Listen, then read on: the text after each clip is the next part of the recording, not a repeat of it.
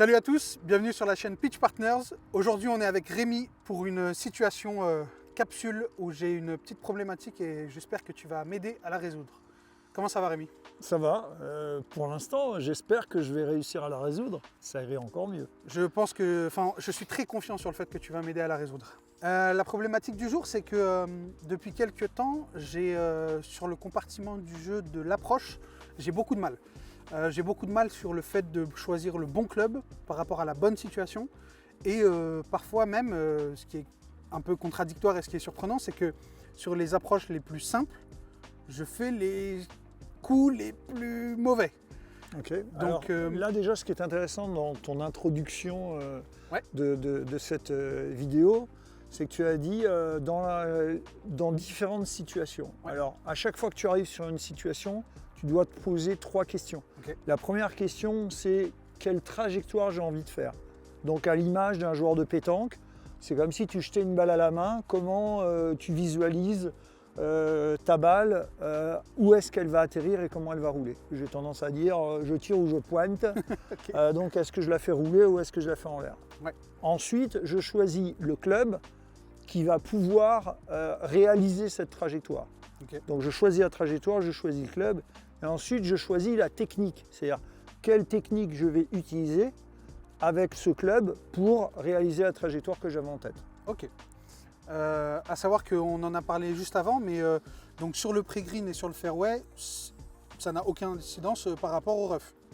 Alors, le fait que tu sois par exemple pré-green, rough, en pente, le lie, c'est-à-dire, donc pour expliquer à ceux qui nous regardent, le lie, L-I-E, c'est-à-dire la position dans laquelle se trouve la balle, évidemment, ça va influencer à la fois le choix de ta trajectoire, ça va aussi influencer la façon dont tu vas te placer pour améliorer le contact si par exemple ta balle est mal placée. Ou si par exemple tu es en pente, bah, évidemment tu vas te positionner de façon à épouser la pente. Ok.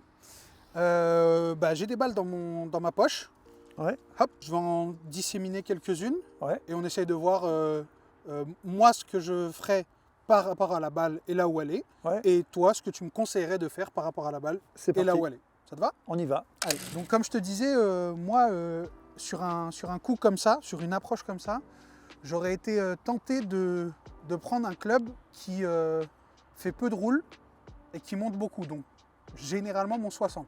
Ok, alors moi tu peux choisir le 60 degrés, j'ai aucun problème avec ça.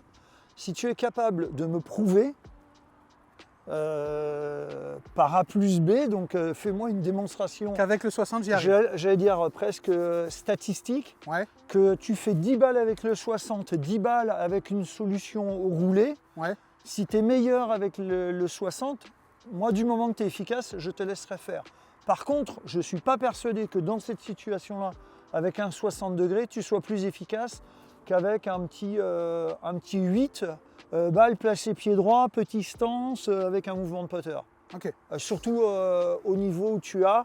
Et puis là, pour moi, il n'y a aucune raison de lever la balle, de la faire pitcher, si ce n'est pour impressionner les filles. Mais on est entre nous. Ce qui est déjà une très bonne raison.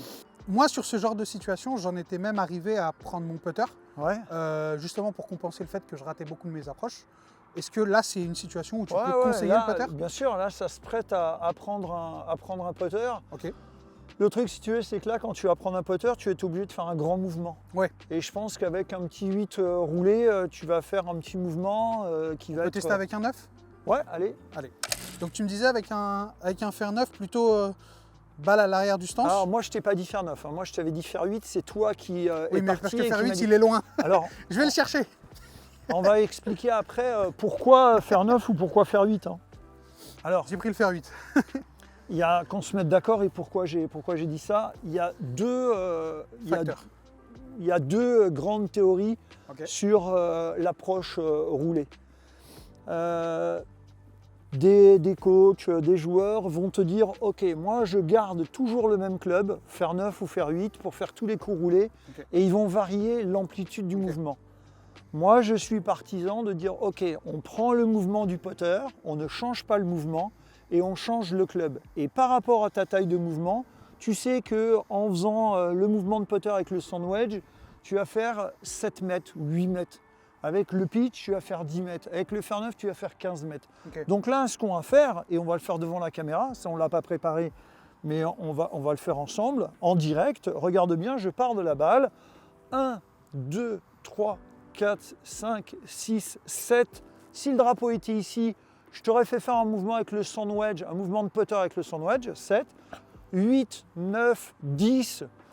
Là, c'est un 52 ou un pitch. 11, 12, 13, 14, 15. Là, c'était plutôt avec un fer neuf. 16, 17, 18, 19, 20. Voilà, 18 en montée, donc 19, 20, c'est avec un fer 8. Ok. Comme quoi j'ai l'œil. Voilà, on est d'accord sur balle située plutôt au pied droit, avec les mains qui sont légèrement devant, avec le bout du club qui est dans l'aine gauche, ou en tout cas devant ta fermeture éclair, et tu fais un mouvement de putter. Voilà, reste bien incliné, voilà, ici. Je suis plutôt sur la jambe avant, donc. Voilà, sur la jambe avant, penché un petit peu comme la tour de Pise. Voilà. C'est un grand mouvement de putter, mais c'est plutôt pas mal. Ouais.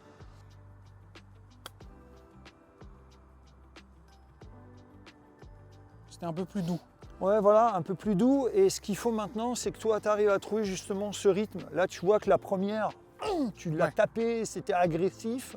La deuxième, c'était ralenti. Donc toi, il faut que tu arrives à trouver ton mouvement, si tu veux, vraiment... le juste milieu, ouais. Ouais, un mouvement de pendule où tu vas compter dans ta tête tic-tac et que tu aies à la fois cette image du pendule et cette musique du métronome. Ok. Autre situation, on est là, j'ai les pieds en pente. Enfin, j'ai un pied en pente et l'autre surélevé. Donc la pente explique que tu sois plus grand que moi. Oui, un peu. Alors que d'habitude, c'est toi qui es plus grand que moi. En fait, là, le problème, c'est que j'aurais aussi pris un 60. Encore plus que là-bas. Là-bas, j'ai un peu exagéré ma théorie, mais là, en tout cas, j'aurais plus pris un 60. Pourquoi faire? Pourquoi un 60? Parce que je m'assure le lie ouvert, le loft pardon, ouvert, et pour essayer d'éviter de la faire rouler proche, puisqu'il y a beaucoup de rough. D'accord. Et puis pour qu'elle s'arrête relativement net, mais j'aurais fait un petit coup quand même un peu punché en 60. D'accord, c'est la solution la plus stupide que j'ai jamais entendue. Bah, c'est pour ça que tu es là. Parce que là, tu es déjà en montée, et toi, tu vas rajouter du loft avec ton 60. C'est-à-dire que là, en loft brut, tu vas te retrouver avec une face de club qui est ouverte à 65 degrés. Est-ce que c'est pas le meilleur moyen de faire un topon? Ah bah oui.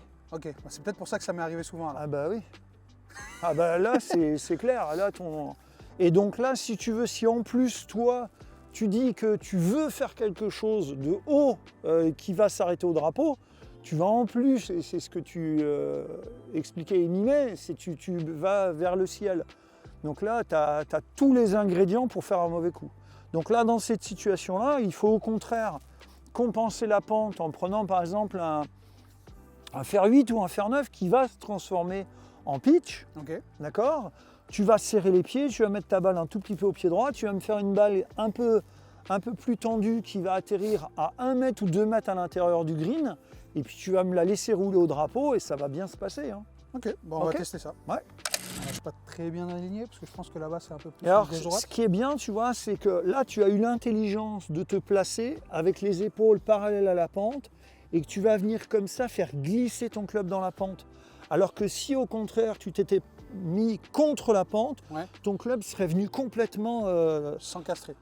Sans castrer, utilisons ce terme, sans castrer dans la pente. Ok.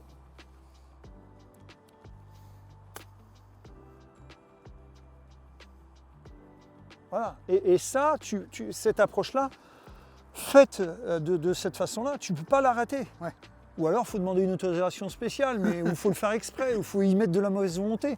Mais là, tu vois bien que ce coup, il est super. Bravo. Merci.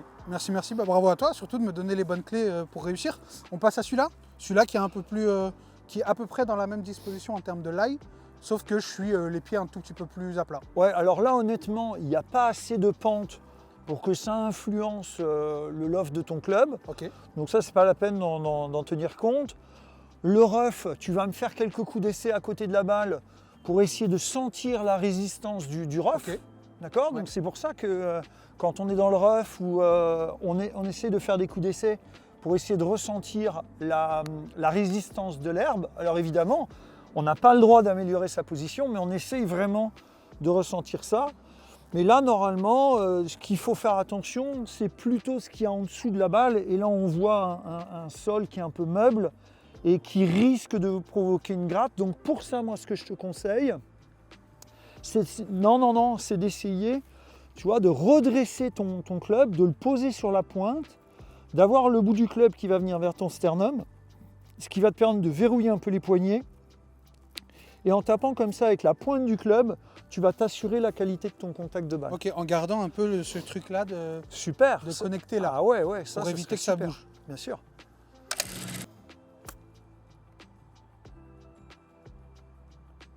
Ouais, fantastique. Ouais. Et là, dire à ceux qui nous regardent que tu l'as réalisé du premier coup, il n'y a aucun trucage oui. Et qu'on n'a pas fait 10 prises pour le faire. Non, donc ça veut dire que quand tu fais ça, tu es efficace. Ouais. Tu comprends? Et tout à l'heure, les solutions que tu voulais prendre, et c'est pour ça que je t'ai dit c'est la solution la plus stupide que j'ai jamais entendue, c'était trop spectaculaire, champagne, pour essayer de faire quelque chose de joli.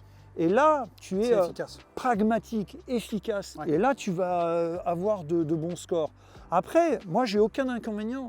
Il y a des joueurs qui veulent jouer pour le plaisir. Et il y en a d'autres qui veulent jouer pour l'efficacité. Il faut faire son choix. Et par rapport à tes choix d'objectifs, tu choisiras le club qui te convient.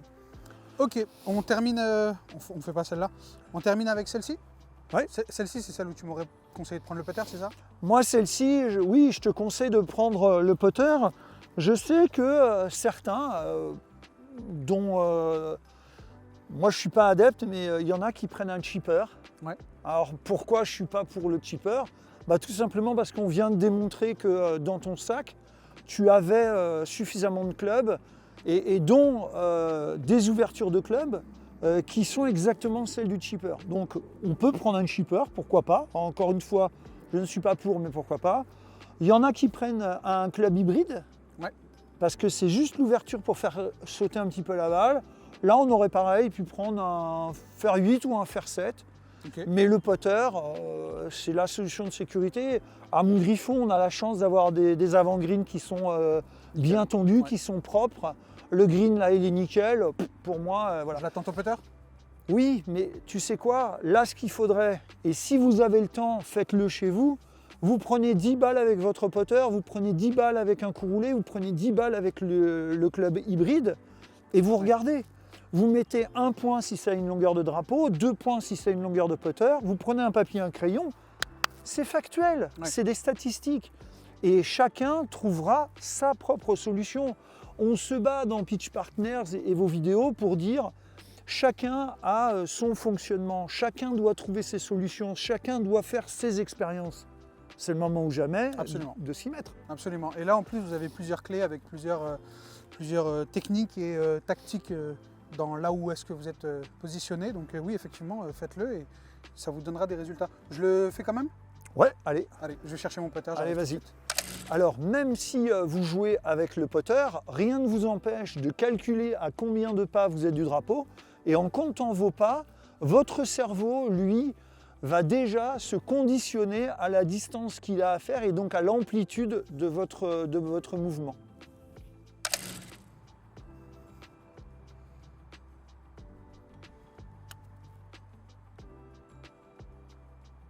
Bah écoute, en termes de distance, je suis pas trop mécontent. Je m'attendais juste à ce que ça tourne un peu gauche-droite, mais ça n'a pas tourné. Donc, Ok, alors intéressant parce que quelqu'un d'analytique comme moi compte les pas et essaye de repérer la taille du mouvement et fait un coup d'essai pour justement repérer la taille du mouvement. Quelqu'un qui est sensoriel aurait justement fait des coups d'essai pour essayer de ressentir la vitesse, alors que toi, et vous aurez la preuve en image en faisant le petit replay, toi tu as un visuel, et ça c'est ce qu'on a dit depuis longtemps, hein, puisque tu es caméraman et que tu es branché sur la vidéo. Donc là, on t'a vu avec tes yeux faire 2-3 fois l'aller-retour, mais pas de coup d'essai, et paf, après tu as déclenché. Donc toi, tu es vraiment un peu comme un joueur de pétanque, tu regardes où tu vises, l'information est donnée par tes yeux et crac, ça déclenche le lancer de ton bras. Encore une fois, là on le voit bien pour ceux qui nous regardent, qu'il y a des fonctionnements qui sont différents et que suivant le fonctionnement et comment on prend l'information, eh bien évidemment on n'a pas le même comportement. Donc on ne va pas obliger quelqu'un à faire quelque chose si on sait que ça ne lui sert à rien. Voilà. Bah écoute Rémi, merci beaucoup pour tous ces petits points, tous ces petits tips. Et je pense que je vais peut-être m'améliorer pas mal là, avec mes approches. Alors moi, un truc dont je suis sûr, c'est que si tu veux t'améliorer aux approches, ne fais pas comme la plupart des gens qui renversent un seau de 30 ou 50 balles et font toujours la même situation, le même club et la même trajectoire. Ouais. Là, on voit que la difficulté, ou en tout cas le plaisir du golf, c'est de rencontrer des situations qui sont variées, complètement différentes, et c'est ta capacité à t'adapter qui va faire de toi un bon golfeur. Comme le disait Darwin à propos de la génétique, il disait que les espèces qui avaient survécu n'étaient pas les plus intelligentes ou les plus fortes, mais celles qui s'étaient adaptées. Exactement. Donc, pareil pour vous qui nous regardez, adaptez-vous et vous deviendrez de meilleurs golfeurs. Exactement, et on va rester sur ces belles paroles. Darwin d'ailleurs qui était un très bon golfeur, je ne sais pas si tu étais au courant. Non, je ne savais pas. Non, je ne sais pas non plus. N'hésitez pas à vous abonner et vous allez voir plein de nouveaux tips chez Pitch Partners avec Rémi, la star du coaching chez nous. À bientôt.